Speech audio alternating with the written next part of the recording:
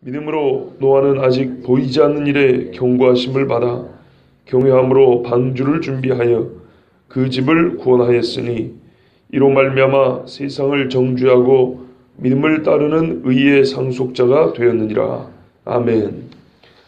오늘은 7절 중에 전반부 믿음으로 노아는 아직 보이지 않는 일에 경고하심을 받아 경외함으로 방주를 준비하여 그 집을 구원하였으니, 여기까지 하나님 말씀 전하도록 하겠습니다. 신앙에 있어서 하나님의 은혜와 인간의 행위의 균형, 하나님의 사랑과 거룩함의 균형 상당히 중요합니다. 한쪽으로 치우치면 신앙이 아주 말 그대로 치우치게 되고 신앙의 건강을 잃게 됩니다. 노아를 통해서 오늘 우리에게는 하나님이 믿음이 무엇인지를 가르쳐 주는데, 그 중에 믿음의 결국을 말해줍니다. 그러니까 믿는 사람의 끝이 무엇이냐, 증거라고 그랬습니다. 어제는 믿음의 증거를 나타내는데 하나님께서 그의 끝을 통하여서 그에게 또한 하나님이 그의 믿음을 증거해 줍니다. 그래서 우리가 노아를 통해 배울 수 있습니다.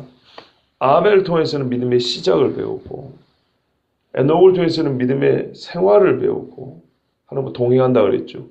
그다음에 노아를 통해서는 그럼 그 믿음의 결국이 어떤 것이냐. 오늘 우리가 읽은 말씀 중에 눈에 딱 들어오는 말씀이 있습니다. 구원, 그 집을 구원하였으니. 그렇다고 해가지고 노아가 구원자라는 말이 아니고, 하나님 앞에 하나님이 주신 어떤 믿음의 방편이 있어요. 이러이러하면 네가 구원을 받을 것이다. 그것을 노아가 행했다는 겁니다. 단도직입적으로 말씀드리면 노아가 방주를 지었기 때문에 구원을 받은 겁니까? 아니면 하나님이 노아를 구원하기 위해서 방주를 준 겁니까? 우리는 후자라고 생각합니다. 그런데 딱 그 겉으로만 보면은요, 노아는 방주를 지었기 때문에 구원받은 사람입니다. 그렇게 되면 이렇게 거꾸로 물어볼 수 있죠. 노아가 방주를 짓지 않았다면 어떻게 됐을 것이냐? 구원 못 받습니다. 그렇게 되니까 그런 질문이 나오는 거예요. 노아는 자기의 피땀으로 구원받은 거 아니냐 그러면, 방주를 자기가 지었으니까 구원받은 거 아니냐. 방주 안 지었으면 물에 빠져 죽었을 거 아닌가. 그렇지 않습니까? 이런 질문이 그래서 나온 거예요. 그래서 하나님의 은혜, 인간 행위의 균형이 필요한 겁니다. 특별히 내일 또 전하게 되겠지만 7절 후반부에 보면 의의 상속자 그랬어요. 상속자. 또 이것도 6절하고도 연결했는데 6절에는 상 주신다 그랬어요. 상. 6절은 5절하고도 연관되고 7절하고도 연관됩니다. 에노하고도 상관이 있으며 노아하고도 상관이 있습니다. 근데 거기에 보면 상이라고 되어 있어요. 과연 이 상은 은혜로 받는 거냐 공로로 받는 거냐는 거예요.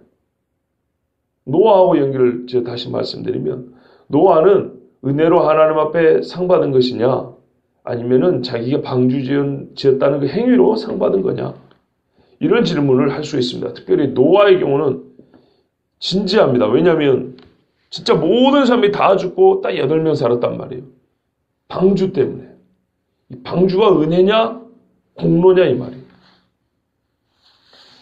우리는 이미 생각하기도 전에 답을 은혜라고 대답합니다.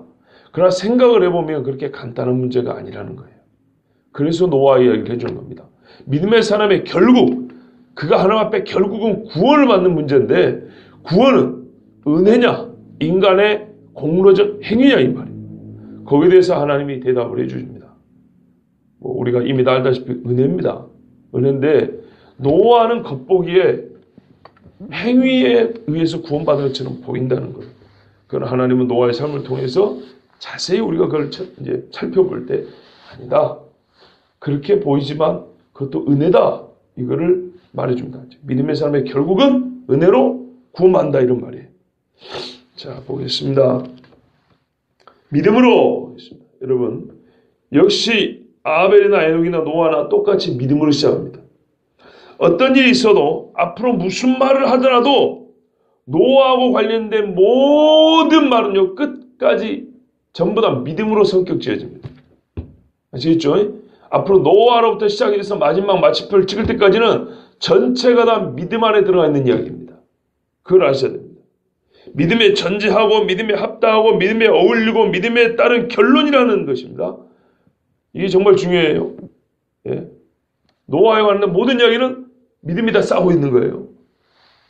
믿음으로 이 말은 노아의 모든 행실에 적용됩니다. 그는 아직 보이지 않는 일의 경고를 믿음으로 받았지요. 그죠? 지금까지 비 한 방울 오지 않는 이 세상에 비가 내려가지고 다 죽는다. 사실 밑에서 물이 엄청나게 쏟아져 올라왔지만, 쏟아져 내리기만 한 게 올라왔지만, 우리 이해를 돕기 쉽게, 자, 비 한 방울 내리지 않는 땅에 세상에 비가 내려서 다 죽는다 그랬어요. 본 적이 있습니까? 경험해 본 적이 있습니까? 한 번도 없어요. 우리가 11장 1, 2, 3절에서 믿음에 대해서 들으셨죠? 믿음은 바라는 것도 실상이라고 그랬어요. 예. 진짜로 있는 것처럼 그렇게 사는 거예요. 믿는다면. 그래서 노아는 비 한 방울 본 적이 없으면서도 물로 다 차서 죽는 것을 눈앞에 보는 것처럼 살겠다고 방주를 지었어요. 하나님 앞에 진짜로 믿음이 있었다는 그 증거는 뭡니까? 아직 보이지 않는 일의 경고를 받을 때 그걸 어떻게 받았어요? 경외함으로 받았어요. 두려워했다는 거예요. 하나님의 선하심만 아는 자가 아니라 하나님의 의로우심에 대해서 누구보다도 잘 알았기 때문에 노아는 두려워했어요. 잠언 8장 13절에 여호와를 경외하는 것은 악을 미워하는 것이라 그랬어요. 노아는요 악을 미워했어요. 그 시대가 어떤 시대입니까?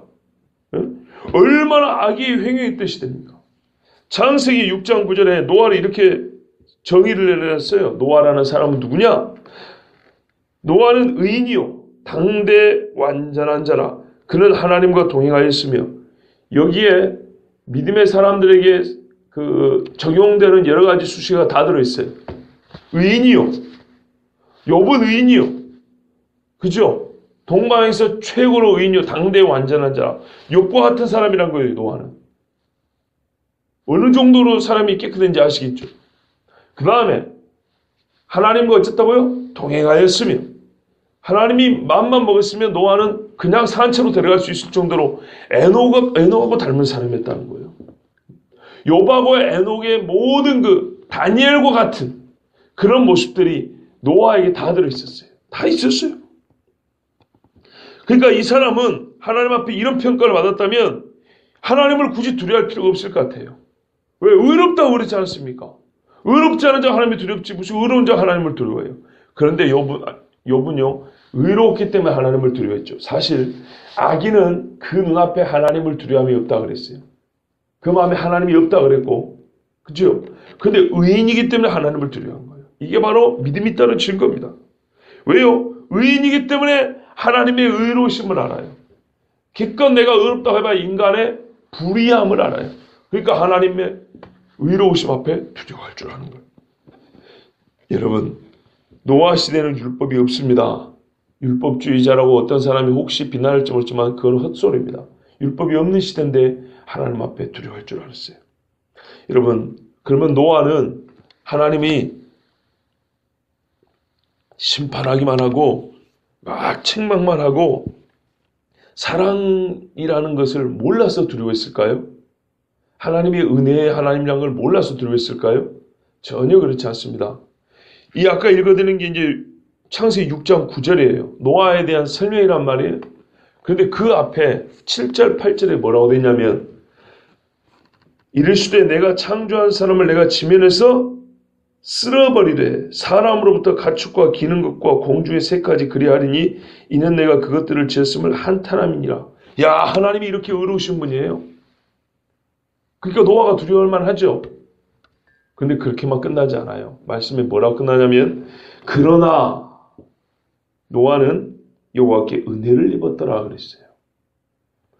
하나님이 쓸어버린다고 한 이 시대에 노아는 하나님 앞에 은혜를 입었고 노아 본인이 알아요.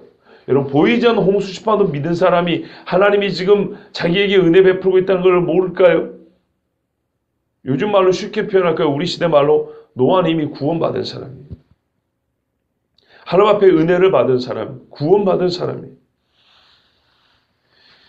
잠언 14장 26절에 여호와를 경외하는 자에게는 견고한 의뢰가 있나니 그 자녀들에게 피난처가 있으리라.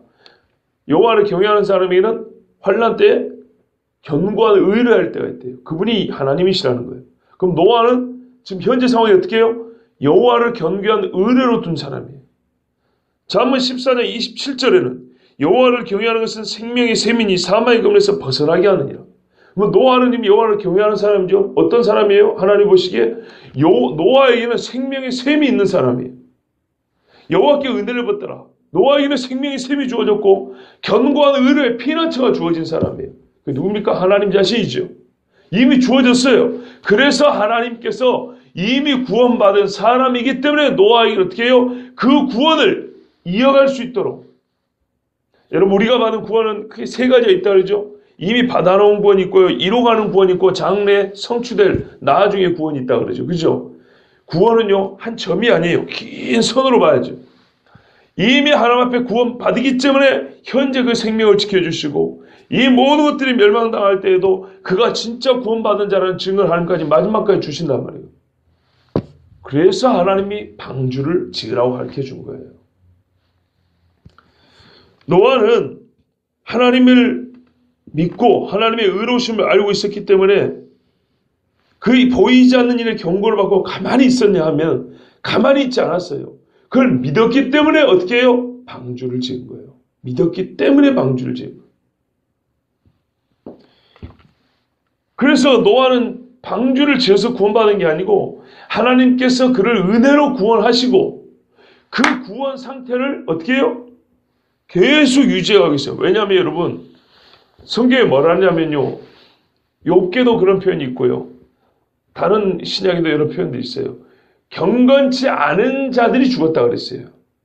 홍수 때 죽은 자들의 성격 짓기를 경건치 아니한 자들이 죽었다 그랬어요. 로마서에 그렇게 되어 있죠. 우리가 아직 연약할 때, 우리가 아직 경건하지 아니할 때 우리 위하여 주님이 죽어주셨잖아요. 예수님이 죽어주지 않으면 어떻게 해요? 경건하지 않은 자는 자기 죄로 죽는 겁니다. 경건치 않은 자들이 멸망당할 때 노아는 건짐을 받았다 했다 이렇게 표현되어 있어요. 그럼 무슨 말이에요? 노아는 경건한 자였다는 거예요. 근데 노아가 그때 죽으면 어떻게 됩니까? 노아는 경건치 않은 자라는 증거가 되어버리는 거예요. 그래서 하나님은 네가 내 앞에서 경건한 자, 즉 내가 너를 구원한 자라는 것을 증거하기 위해서 그를 살리셔야 했어요. 그 방법이 방주였어요. 그리고 경건하다 인정을 받은 자였기 때문에 방주를 짓고 노아와 그의 식구와 그리고 이 땅에 계속 생육하고 번성할 짐승들까지 노아를 통해서 구원하게 하신 거예요. 하나님께서 노아에게 이렇게 이제 구원을 하시려고 주신 방법이 뭐냐면 창세기 6장 14절에 보면 이렇게 되어 있어요. 너는 고페르나무를 가지고 너를 위하여 방주를 만들되 그 안에 칸들을 막고 역청을 그 안팎에 치러라. 네가 만들 방주는 이러하니 그 길이는 300규빗, 너비는 50규빗, 높이는 30규빗이라. 거기에 창을 내되 위에서부터 한 규빗에 내고 그 문은 옆으로 내고 상중하 3층으로 할지니라. 복잡하게 되어 있어요. 우리 같으면 만들 엄두를 못 낼 글을 봅니다. 여러분, 성막과 성전을 지을 때 하나님이 설교들을 주셨죠. 모세와 다윗에게 설교들을 주셨습니다. 성령의 감동으로 주셨죠. 왜요? 하나님이 그들을 사랑하고 그죠? 그들과 함께 하려는 마음이 있으셨기 때문에 임마누엘의 뜻이 있었기 때문에 임마누엘의 상징물을 짓게 했죠. 노아를 살리려고 노아는 살아야 될 사람이에요. 그래서 방법을 하나님이 주신 거예요. 성막을 모세가 지었기 때문에 모세의 공로입니까? 성전을 다윗이 지을 준비를 해놓고 솔로몬이 지었기 때문에 성전 지어서 하나님 앞에 나갈 수 있는 그 길이 열린 것이 다윗의 공로입니까? 아니죠. 설계도를 하나님께서 노아에게 주셨어요. 이대로 짓지 않으면 절대 지을 수가 없어요. 하나님께서 노아에게 가르쳐 주셨고 노아는 그렇대요. 받은 것뿐이에요. 받은 것뿐. 노아가 하나님의 은혜를 받은 자로서 의의 길을 걸어갔습니다. 그 당시에는 사람들의 마음이 어떻게 해요? 악하다 그랬지요. 하나님이 이렇게 말씀했습니다. 여호와께서 사람의 죄악이 이 세상에 가득함과 그의 마음으로 생각하는 모든 계획이 항상 악할 뿐임을 보시고 땅 위에 사람 지으셨음을 한탄하사 마음에 근심하시고 그때 온 땅이 하나님 앞에 부패하여 포악함이 땅에 가득한지라. 하나님이 보신즉 땅이 부패했으니 이는 땅에서 모든 혈육 있는 자의 행위가 부패함이었더라. 이런 시절이에요. 이런 시절에 노아가 하나님 앞에 지금 당대 의인이요 완전한 자로 칭찬을 받았어요. 그죠? 믿음이 없었다면 이런 칭찬은 불가능한 시대라 이런 말입니다. 노아는 하나님의 은혜를 입고 하나님과 동행했어요. 이런 사람들과 같이 가지 않았다 이 말이죠. 우리가 어제 에녹을 봤듯이 이 사람들과 함께하지 않고 완전히 이런 사람들과는 반대의 길을 걸었던 거예요. 하나님과 동행했어요. 하나님과 동행했기 때문에 하나님의 은혜를 입은 것이 아니고 하나님의 은혜를 입음과 동시에 그는 하나님과 동행할 줄 알았던 사람이에요. 그러나 여기서 우리가 다시 한번 주의할 거 있는데요. 하나님의 은혜라고 하면 우리가 참 뭐랄까 무의식 상태, 우리의 혼수 상태에 빠진 다음에 하나님이 우리를 애기들이 인형 들고 다니시 이렇게 들고 다니면서 막 의를 행하겠다 이런 말이 아닙니다.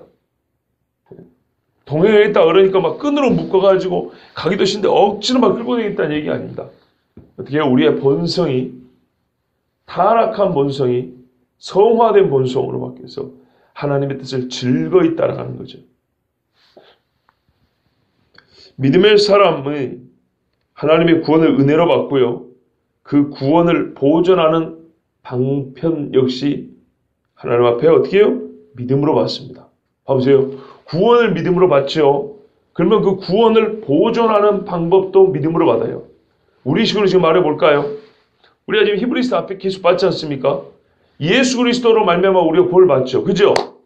그죠? 하나님 우리에게 믿음을 줘요. 그런데 예수님이 죽지 않으셨다면 그 죽으심에 대해 우리는 아멘 해요. 그리고 하나님의 모든 말씀을 순종하라 그랬어요. 여러분 정말 중요합니다.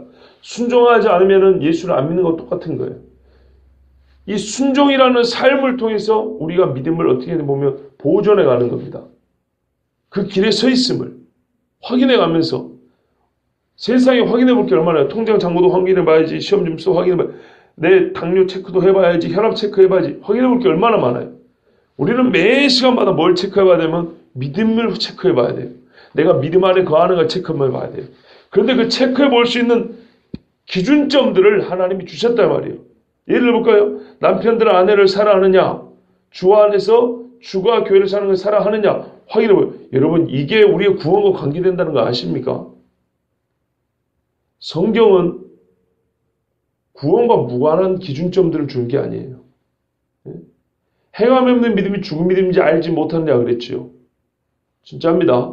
아내들이 남편에게 사라가 아브라함에 복종한 것처럼 그리 복종하는가, 이것이 여러분 구원을 확인하는 지표라는 걸 생각해 보셨습니까?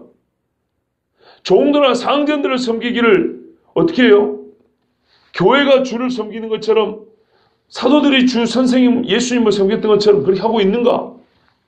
주인들아, 하나님께서 이 땅에 순찰자로서 보고 있는 것처럼 네가 그렇게 산다는 것을 알고 있느냐? 그런 식으로 너희 하인들을 다스리냐? 여러분 이게 우리가 믿음 안에 있다는 것을 확인해 볼 수 있는 증거, 표준점이라는 거 아십니까? 우리는 구원과 별개로 이걸 하나의 윤리로 생각하는데 그거 아닙니다.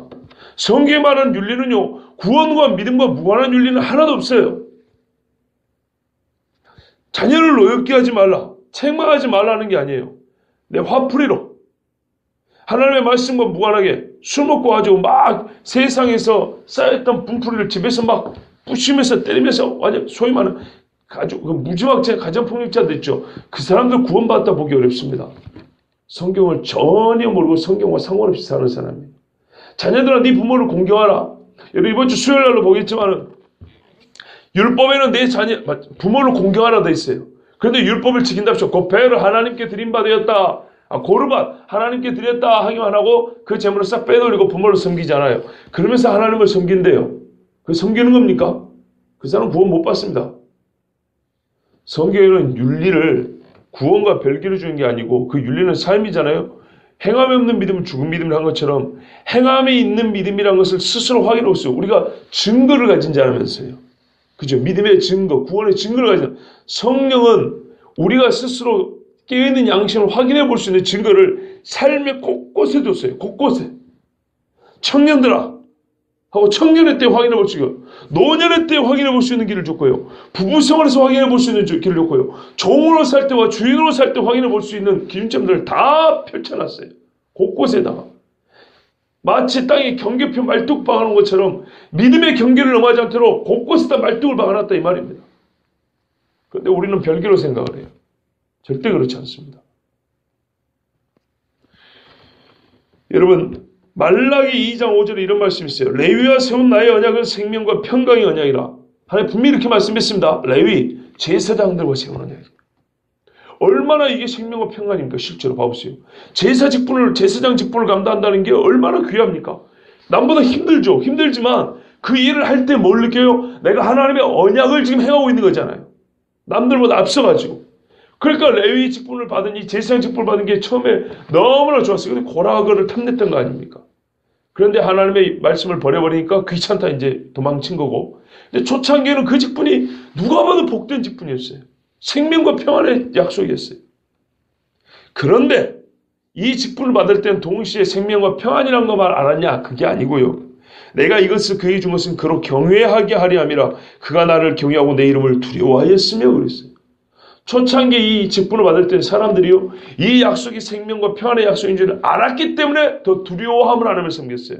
그런데 생명과 평안의 약속인 것을 알지 못하고 하찮게 여기니까 어떻게 돼요? 하나님도 우습게 알고 도망다니고 지 마음대로 제사장 하느니 지 몸도 더럽게 하고 제사장이 하나님 두려운 줄 몰랐어요. 그게 사사시대고 저 왕조 후반부 시대 아닙니까? 나라가 엉망진창 되어버리죠. 바로 두려워했다는 것이 노아가 보이지 않는 일의 경고를 받았고 그걸 믿었다는 증거고 하나님 앞에 은혜로 구원받았다는 증거입니다. 빌립보서 2장 12절에 이렇게 말씀하죠. 그러므로 나의 사랑하는 자들아 너희가 나 있을 때뿐 아니라 더욱 지금 나 없을 때도 항상 복종하고 이렇게 돼 있어요. 복종하여 두렵고 떨림으로 너희 구원을 이루라. 두렵고 떨림으로 너희 구원을 이룬다는 게 뭐냐면 복종하여. 하나님의 말씀에 복종하여. 마음에 내켜서 하든 내키지 않더라도 하나님의 말씀 옳기 때문에 하든. 저는 여기서 복종은 참 아름답다 그랬어요. 여러분 복종은요 정말 하고 싶지 않지만 그 권위를 인정하여 무릎을 딱 꿇는 거예요. 멋있지 않습니까? 자녀가 부모한테 뭐예요? 부모의 뜻과 합해요. 우리가 솔직히 그러잖아요. 지가 좋아하는 걸 누가 행하지 않겠어요? 우리가 궁극적으로 말하는 이것이죠. 내가 아무렇게나 살고 싶어도 내 뜻이 항상 주의 뜻과 합해. 왜? 나는 주의 뜻이 즐거워 그냥 마음에서. 항상 즐거워버려요. 그런데요. 죄된 인간들은 그렇지 않아요. 나도 좋아서 하는 거야 할 수 있어요. 그런데 나도 좋아하기가 어렵죠. 우리 죄인들은. 그죠? 하나님이 하신 걸 좋아하기 어렵죠. 그래서 궁극적으로는 하나님이 하신 일을 좋아할 정도로 나는 거룩해지길 바라요. 그러나 그 전이라도 하나님이 하신 일이 이해가 안 돼요. 솔직히 인간적으로 내키지도 않아요. 그런데 하나님이시니까 그 앞에서 딱 무릎 꿇는 거예요. 얼마나 그것도 멋진 거 봐보세요. 부모님의 말씀이 내 뜻에 맞지 않아요. 나 정말 이번에는 따르고 싶지 않아요. 아버지 말씀에. 난 놀러 가고 싶고 나 세상에 막 뛰쳐나가고 싶어요. 그런데 아버지니까 내가 하고 싶은 게 이렇게 많은데도 불구하고 그냥 입 딱 다물고 무릎 딱 꿇어버린 거예요. 얼마나 멋집니까 그런 아들. 예? 그런 아들 그냥 확 안수하고 축복하고 싶죠. 그래서 복종도 진짜 멋있는 거예요. 복종하여 항상 복종하여 두렵고 떨림으로 너희 구원을 이루라. 노아의 말씀이 똑같잖아요. 방주 지은 기간이 어림잡아 6-70년이라니까요. 500세의 아들들 낳기 시작했고 아들 셋이 장가를 다 갔고 600세에 홍수가 났기 때문에 아들과 함께 방주를 만들었잖아요. 그 8식구와 같이. 그러니까 방주 지은 기간은 어림잡아 6-70년인데 그게 쉽냐 이 말이에요. 모든 사람이 악을 행하고 모든 사람이 선의를 죽이려고 할 때 그게 쉽냐는 거예요.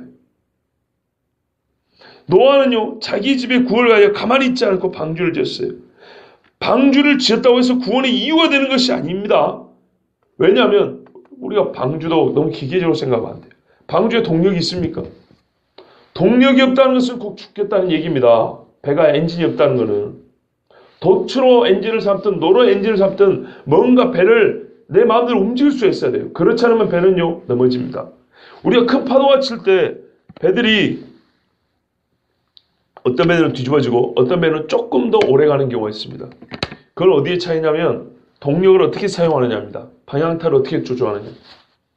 기술이 좋은 선장들은 돛대 이 바람 받는 것을 약간씩 조정합니다. 그러면 파도를 넘을 수 있고 뒤집어질 수 있고 둘 중에 하나입니다. 배가 좀 더 온전히 갈 수 있습니다. 여러분 배가 파도가 이렇게 친다 해보십시오. 이렇게 마주가면 어떻게 될까요? 옆으로 가면 바로 뒤집어지겠죠. 동력이 없으면요 물살 따라갑니다. 파도하고 물살은 다릅니다. 물살 따라가면 이렇게 되면 그냥 뒤집어져 버리는 거예요. 세상 말로 재수하셔서 정면으로 간다 합시다. 이것도 한두 번이지 이걸로 몇 날 며칠 이렇게 가잖아요. 지금 당장 안 집어지지만 배가요 약해져요. 봐보세요. 이 길다란 배가 파도가 이렇게 타는데 올라가요. 그러면 이기는 떠있죠. 무게를 요 뒤에가 받쳐야 돼요. 그러면 허리가 약해지게 되어 있습니다. 그래서 똥똥 불러져 버립니다. 이게 계속 반복되면. 그러면 배가 가장 안전하게 파도를 타는 방법은 뭐냐면 비스듬하게 넘어가는 겁니다. 무게를 골고루 배분하면서 그런다고 옆에서 파도를 많이 받아 넘어지게 아니고 비스듬하게 넘어가는 게 이게 기술입니다. 그래서 노련한 선장들은 엔진의 방향, 동력의 힘과 방향타를 조절해서 파도에 따라서 세게 밀고 나갈 때가 있고 천천히 밀고 나갈 때가 있거든요. 이래서 파도를 넘고 가는 겁니다. 그런데 무동력이라는 것은 키도 없고 동력이 없다는 것은 완전히 세상 말로 운에 맡긴다는 건요. 이렇게 되면은 홍수 때 여러분 파도가 얼마나 셌냐? 30m 파도입니다. 얼마나 큰지 아세요? 보통 태풍이 세게 불면 먼 바다에서 10m 이상 파도가 칩니다. 이런 센 태풍에 2배 이상의 파도가 쳤다는 겁니다. 그럴 수 있습니다. 충분히 그럴 수 있습니다. 왜냐하면 육지가 하나도 없기 때문에. 육지가 하나도 없을 뿐만 아니라 여러분 태풍 때는요. 바람 때문에 파도가 그렇게 세게 납니다. 근데 홍수 때는 어땠다고요? 물을 받치고 있는 지축이 흔들려 버렸다고요. 여러분 쓰나미 보셨죠? 예. 그 쓰나미보다 훨씬 센 것이 전 지구적으로 일어난 거예요. 전 지구의 땅이 다 흔들려 버린 거예요. 거기다가 바람이 불어요. 그리고 육지가 물에 잠겼고 파도를 막아줄 육지가 없어요. 이제 얼마나 무서운지 아십니까? 상상이 불가능할 정도로 센 파도입니다. 이 파도에서 이 배가 잘해야 세상 말로 운이 좋아서 몇 분 버티면 다행이에요. 물이 차는 시간이 있지만 물이 딱 찬 다음에 몇 분 버티면 다행이라고요. 그리고 물이 다 차기도 전에 이제 막 떠돌아다닐 거니까 산에 부딪히고 바위에 부딪히면 깨지면 다 죽는 겁니다. 기가 막히게 하나님이 조정해 주신 거예요. 방주를 만들고 방주에 탔다고 해서 구원을 받는 게 아니고요. 하나님이 방주를 조종을 해줘야 되는 거예요. 바위에 부딪히지 않도록. 떠밀려 나는 부유물이 얼마나 많겠습니까? 생각을 해보세요. 큰 나무들이 떠밀려 다닌다고요. 수십 미터짜리 나무들이. 꽝 한번 부딪히면 어떻게 됩니까?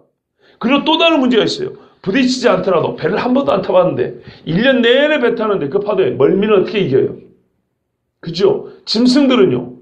심리적으로 얼마나 불안하겠습니까? 꽉 막힌 데서 일단 나중에 창문을 열기 전까지 몇 달 동안 그 깜깜하고 추운 데서 그 파도에서요. 이리 졸고 저리 돌고 막 롤러코스터 타는 것보다 더 심하게 막 흔들거리는 그 배에서 쿵쿵거리는 그 배에서 그 수많은 짐승들하고 8식구가 정서적으로 어떻게 안정감을 취하고 살 수 있냐 말이에요. 정서적으로 불안해도 그 짐승들이요 다 죽게 돼 있어요. 여러분 커다란 나무상자 하나 탔다고 해서 구원받는 게 아니고 하나님께서 그 나무상자를 조종을 해주셔야 되고 그 나무상자 속에 든 생명체들의 이 마음, 심리상태 하나와 건강, 생체 리듬 하나하나까지 하나님께서 세밀하게 조정을 해줘야 조절을 해주셔야 사는 것이지 방주 안에 탔다고 해서 사는 것이 아닙니다. 그렇기 때문에 노아가 살아남은 것은 철저히 하나님의 은혜입니다. 여러분 그러면 노아가 지금 사는 것은 또 일종의 상도 되죠. 어떤 상입니까? 방주를 지은 상이죠. 그런데 문제는요. 방주를 지가 만드느냐 이 말이에요. 그렇죠. 땀은 좀 흘렸지만 근본적으로 방주는 하나님이 주신 거죠. 그렇기 때문에 상이건 구원이건 다 하나님의 은혜라는 겁니다. 또한 구원받음의 다른 표현이 상이라고 표현한 거예요. 성경에서. 여러분 빌립보서 1장 8절에 6절에 너희 안에서 착한 일을 시작하신 이가 그리스도 예수의 날까지 이루실 줄을 우리는 확신하노라. 누가 시작했어요? 하나님이 시작했어요. 그리스도 예수의 날까지 그리고 그 일을 이루어 가셔요. 나는 그걸 믿어요. 그걸 확신합니다. 하나님이 시작하신 일을 마지막까지 이루실 것을 우리는 확신해요. 그걸 확신하기 때문에 어찌해야 되냐? 예? 그를 아노라고 그의 계명을 지키지 아니하는 자는 거짓말하는 자요 진리가 그 속에 있지 아니하니라. 요한일서 2장 4절에. 그럼 어떻게 해야 돼요? 그걸 확신하기 때문에 계명을 지키라는 겁니다. 좁은 문으로 들어가기를 힘쓰라 그랬어요. 확신하기 때문에 가만히 있으면 무빙 워키 타면 이렇게 쭉 가는 것처럼 좁은 문으로 그냥 싹 들어가는 게 아닙니다.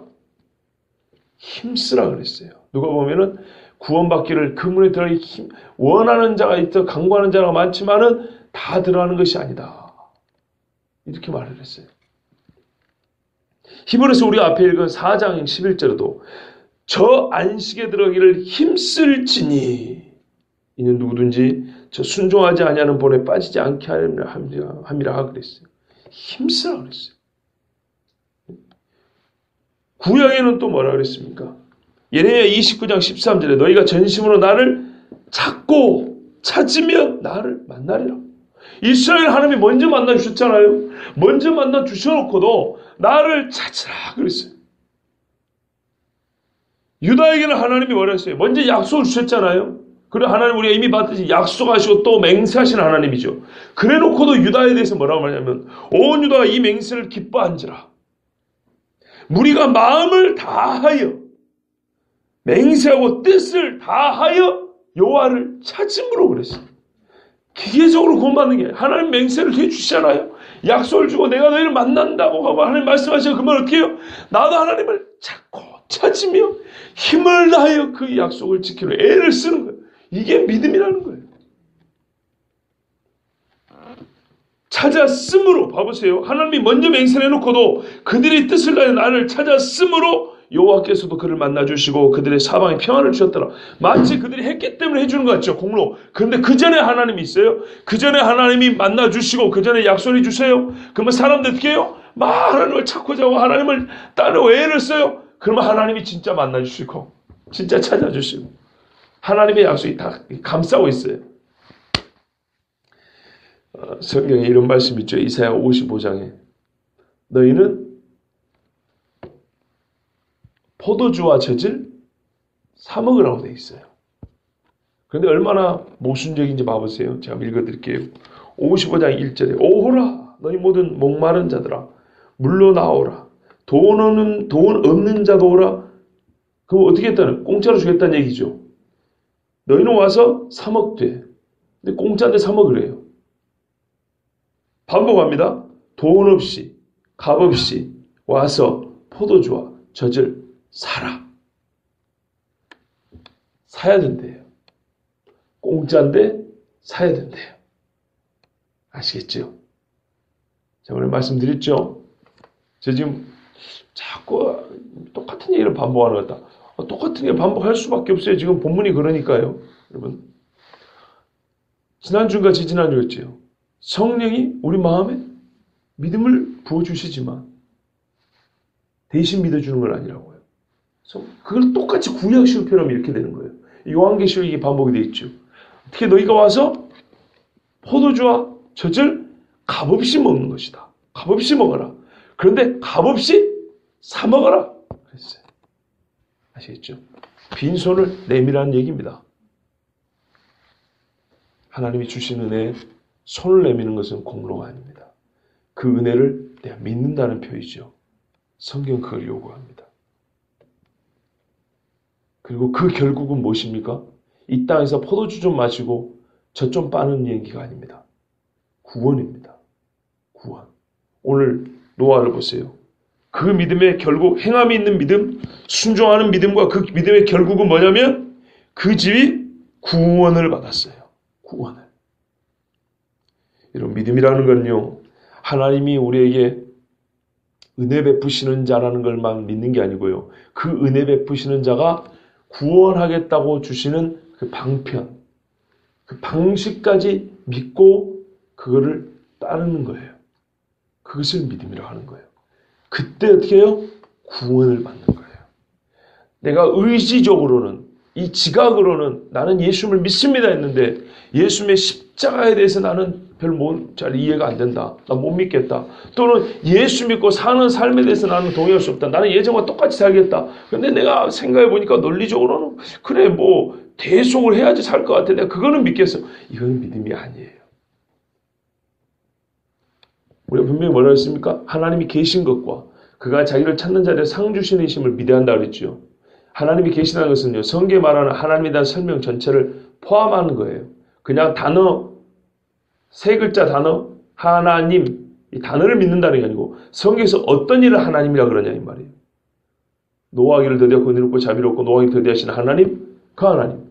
의롭고 공의로우시고 심판하시는 하나님, 그 하나님. 성경에서 말하는 하나님에 대한 설명, 수식 전부 다 포함해서 그런 존재를 믿는다는 거예요. 그리고 또 뭐라 했습니까? 그 다음에 하나님의 존재와 그가 자기를 찾는 자들에게 상 주신다. 예. 먼저 은혜를 베푸시는데 그 은혜를 받고 하나님을 끝까지 찾는 그 삶이 있는 자들에게 구원을 주시는 하나님이라는 거예요. 여러분 이게 정말로 중요하고요. 오늘 믿음의 세 번째 인물 그리고 앞으로 또 나오겠지만 하나님 이 세 인물을 통해서 믿음의 개괄을 해주는 거예요.